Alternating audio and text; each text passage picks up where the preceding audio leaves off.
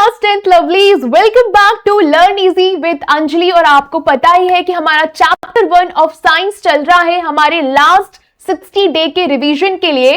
तो आज है हमारा सेक्शन 1.2। इसके पहले हमारे 2 सेशन ऑलरेडी हो चुके हैं केमिकल इक्वेशन और रिएक्शंस के लिए। तो बस आज का हमारा टॉपिक है सेक्शन 1.2 का कि केमिकल रिएक्शंस के टाइप्स क्या क्या होते हैं। देखो, टाइप्स को शुरू करने से पहले हमें बहुत सिंपल बेसिक रूल याद रखना है। वो क्या रूल है कि एटम्स कभी भी गायब नहीं होते और एटम्स कभी भी जादू से आपके सामने अपीयर नहीं हो जाते।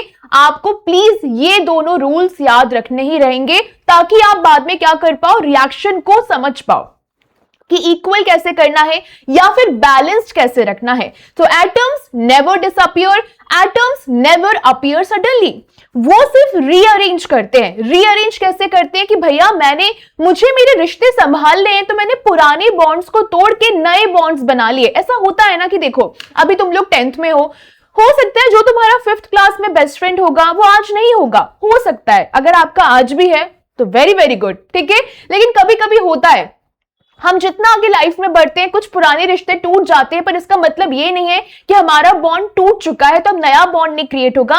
नया बॉन्ड क्रिएट होगा, हम उसमें भी वापस से उतने ही एफर्ट लगाएंगे जो पिछले रिश्ते में लगाए थे। इसका मतलब ये नहीं हो गया कि वो इंसान गायब हो गया या फिर हम गायब हो गए। हम लोग हैं, बस हमने अपनी बॉन्डिंग किसी और व्यक्ति के साथ कर ली। So atoms never disappear, atoms never appear suddenly. वो सिर्फ खुद को रीअरेंज करते हैं, ओल्ड बॉन्ड्स को तोड़ के नई बॉन्ड्स को बना लेते हैं। और यही तो केमिस्ट्री है।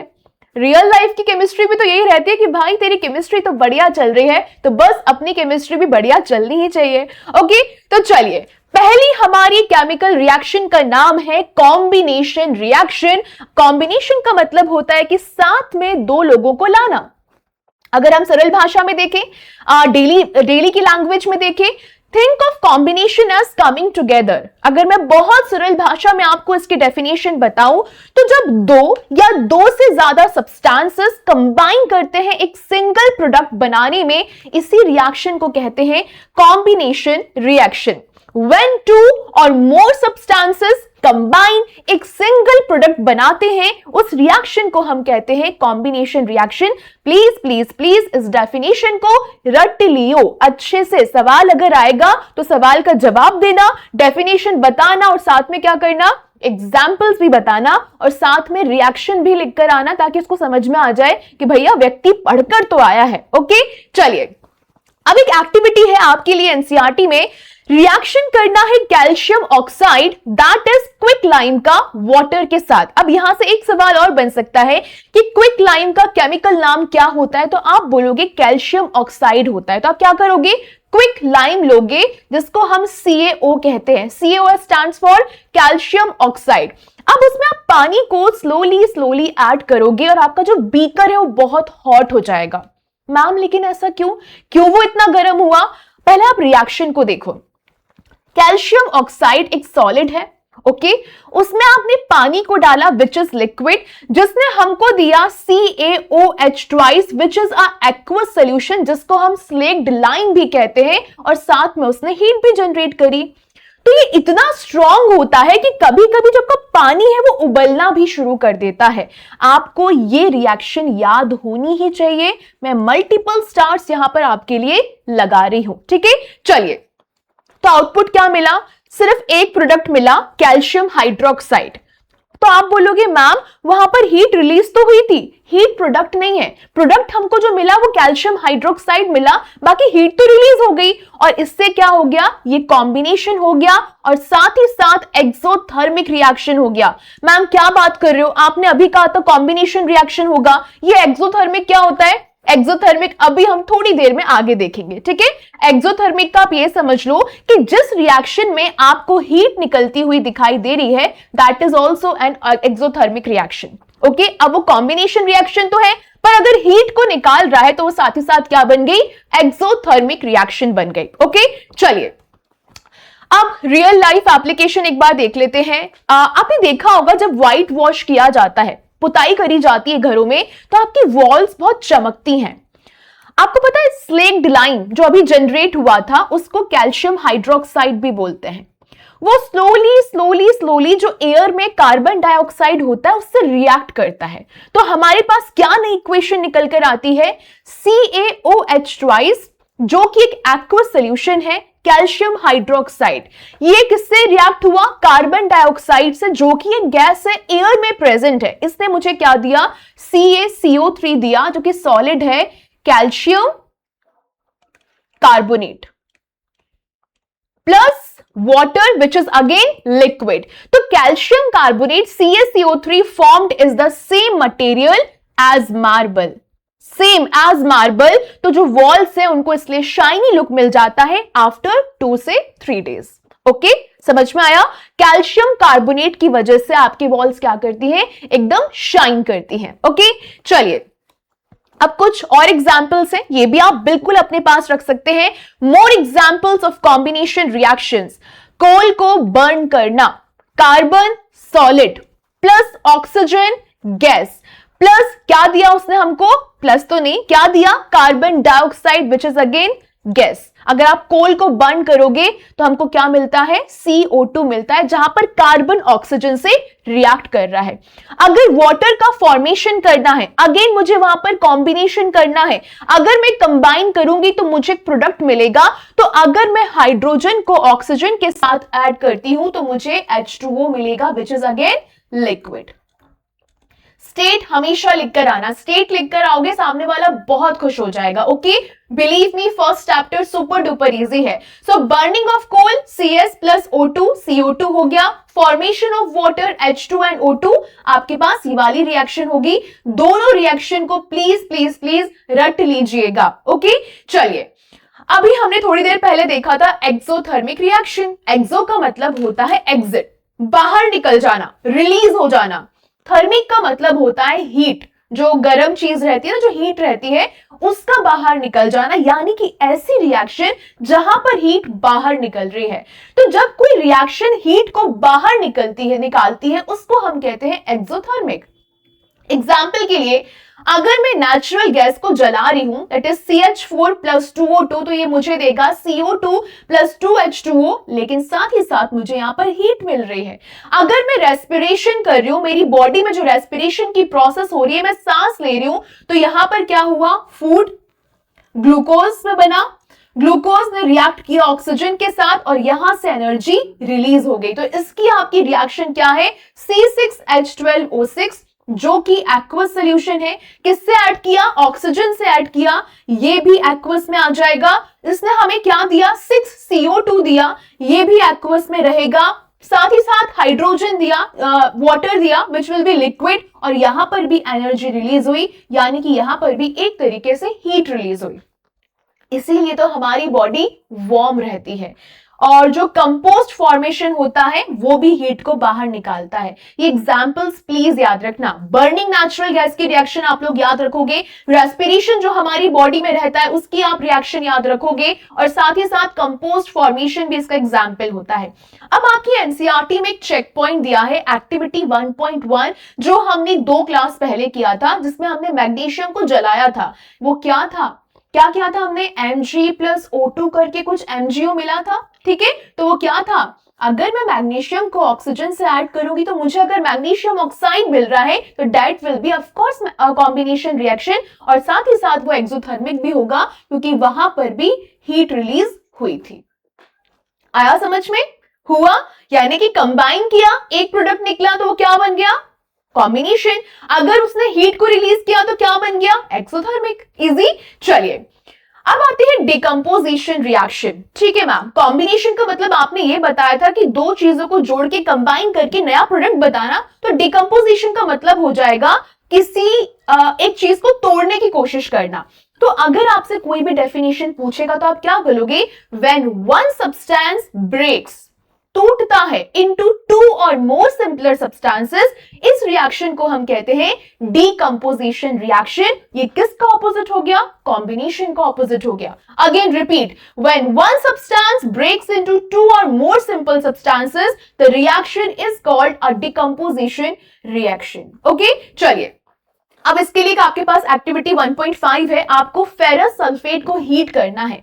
फेरस सल्फेट के क्रिस्टल्स एक ग्रीन कलर के होते हैं, जब आप उसको हीट करते हो तो वो ब्राउन हो जाते हैं। प्लस वो रिलीज करते हैं गैसेस जो कि बर्निंग सल्फर जैसे आपको स्मेल करता है। तो क्या रिएक्शन रहेगा, 2FeSO4 जो कि सॉलिड रहता है, इसे हम क्या कहते हैं, फेरस सल्फेट कहते हैं।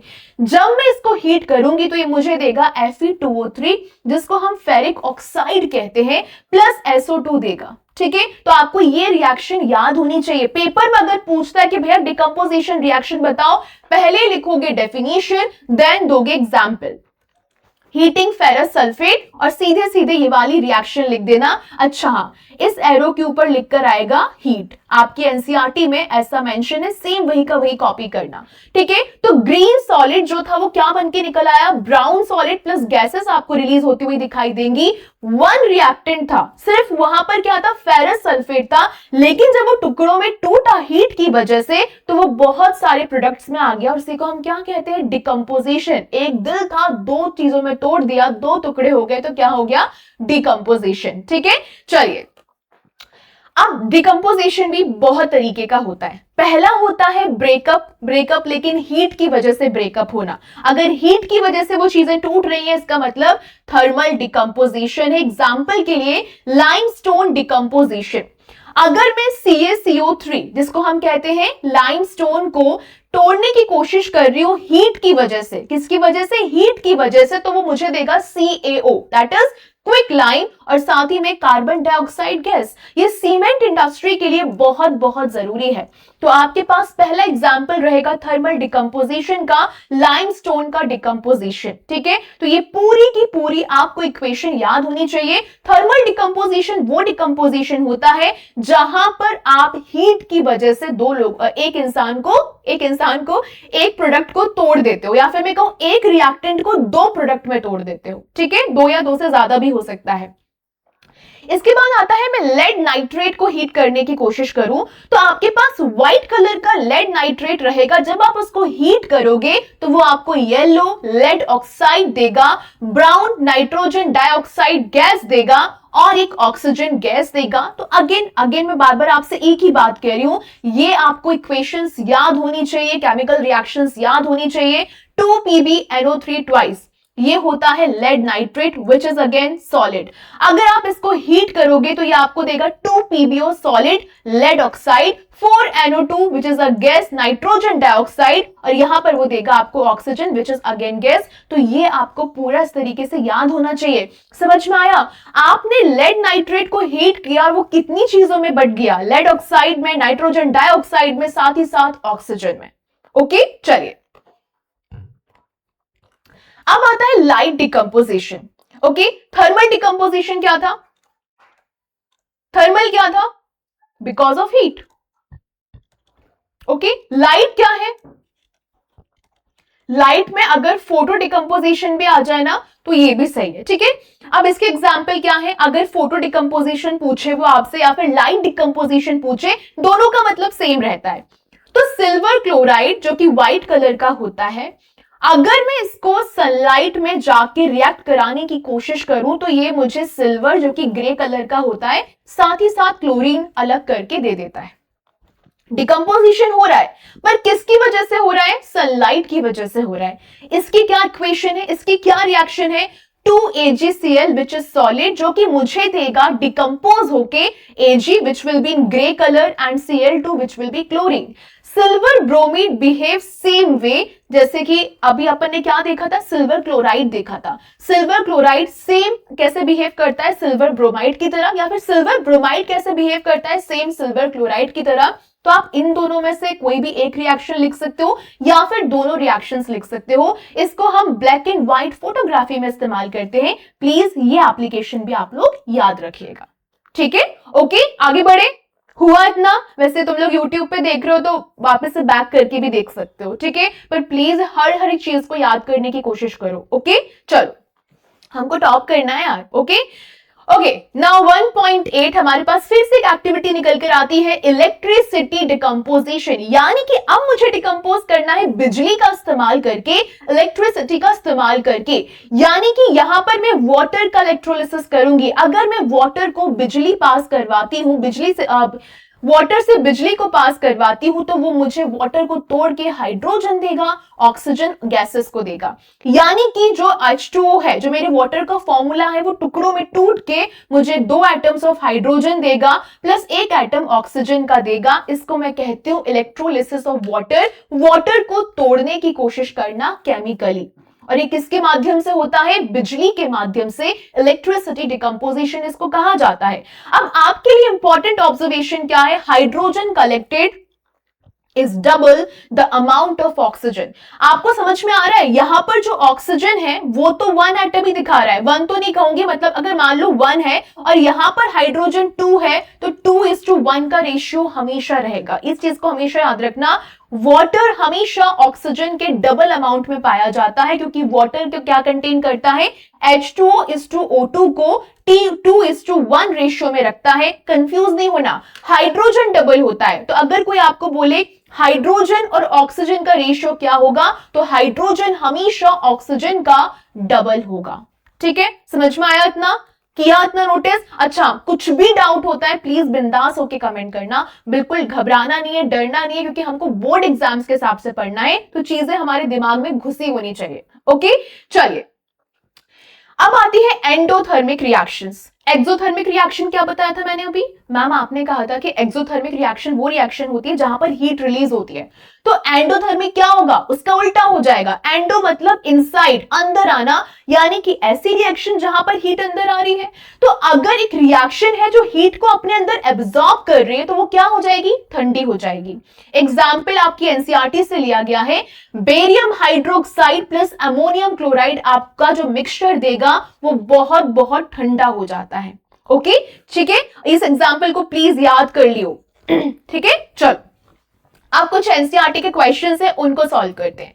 वो हमसे बोल रहा है एक सॉल्यूशन है सब्सटेंस एक्स का। ठीक है, एक्स का सब्सटेंस है जिसको व्हाइट वॉश करने के लिए इस्तेमाल किया जाता है।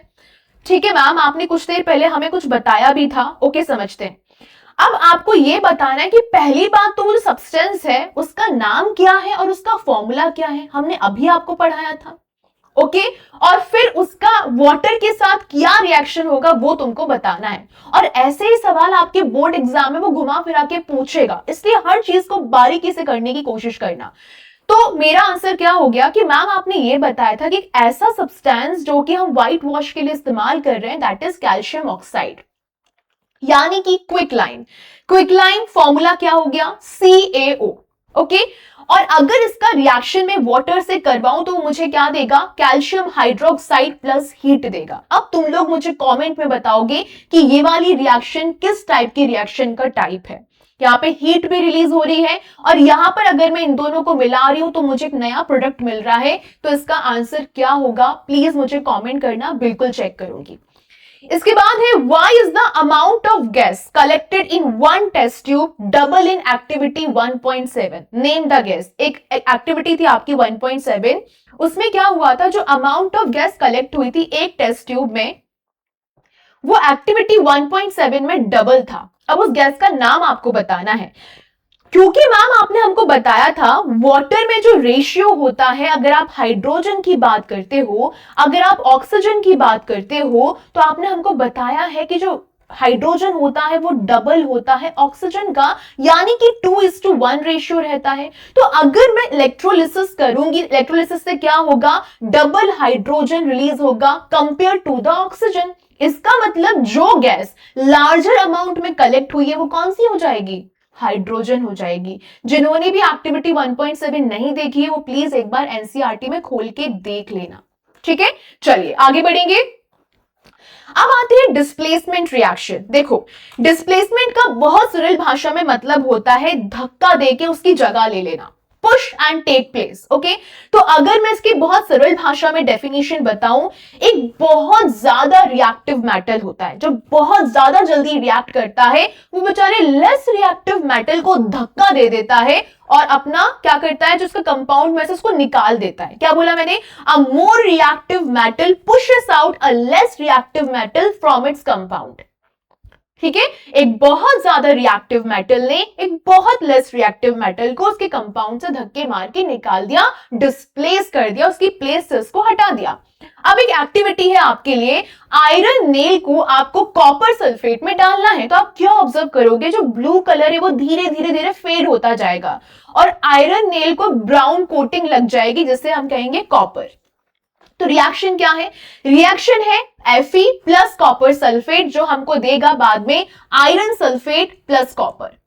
आयरन ज्यादा रिएक्टिव होता है तो वो कॉपर को धक्का देके बाहर निकाल देगा। ठीक है, तो आपको याद रखना है, जब मैंने आयरन को कॉपर सल्फेट सॉल्यूशन में डाला, आयरन ज्यादा रिएक्टिव है, उसने उसको हटा के उसकी जगह ले ली। तो अगर कॉपर कहां, यहां पर सल्फेट के बगल में है, आयरन ने उसको धक्का देके बेचारे को अकेला कर दिया, तन्हा कर दिया, और खुद वो किसके बगल में आ गया, SO4 के बगल में आ गया।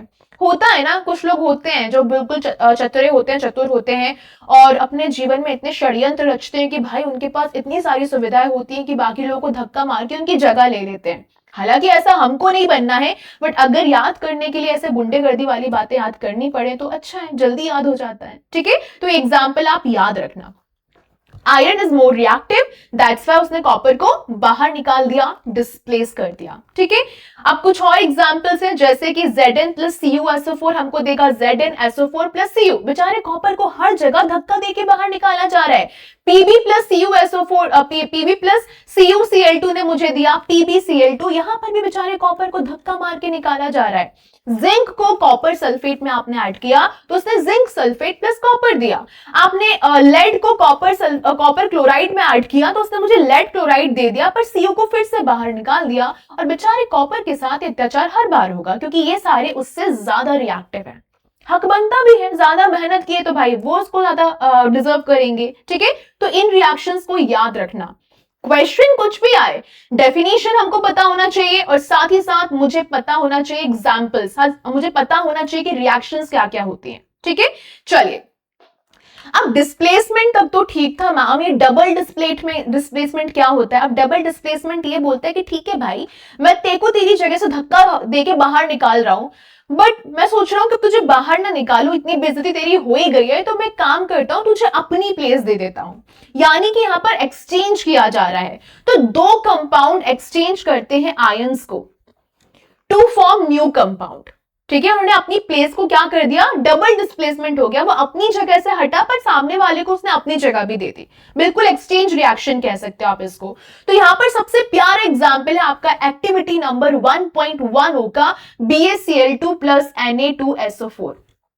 व्हाइट सॉलिड प्रेसिपिटेट होता है, बेरियम सल्फेट फॉर्म्स। ठीक है, जैसे आप इसको ऐड करोगे तो ये BaCl2 में क्या होगा, जो Ba है वो SO4 के साथ चला जाएगा, तो यहां पर वो व्हाइट सॉलिड प्रेसिपिटेट को फॉर्म करेगा जिसका नाम है बेरियम सल्फेट। रिएक्शन क्या है, Na2SO4 एक्वा सोल्यूशन को जब आपने BaCl2 एक्वा सोल्यूशन के साथ ऐड किया तो उसने हमें BaSO4 व्हाइट सॉलिड प्रेसिपिटेट दिया प्लस 2 NaCl का एक्वस सोल्यूशन दिया। दोनों ने अपनी जगह को रिप्लेस कर लिया। देखो SO4 के साथ पहले यहां पर Na2 है, बट अब यहां पर Ba है। ऐसा क्यों हुआ, क्योंकि Ba का जो यहां पर 2 प्लस है आयन है और SO4 का 2 माइनस जो आयन है वो एक दूसरे से कैंसिल हो गए, तो वो BaSO4 सॉलिड बन गए। 2 प्लस 2 माइनस कैंसिल होके क्या हो गया, 0 हो गया, सॉलिड हो गया।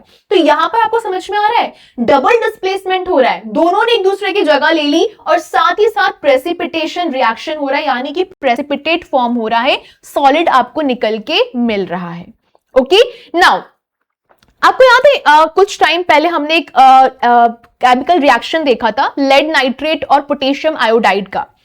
तो वहां पर आपको याद नहीं है, मैं वापस से रिमाइंड कराने की कोशिश करती हूं आपको।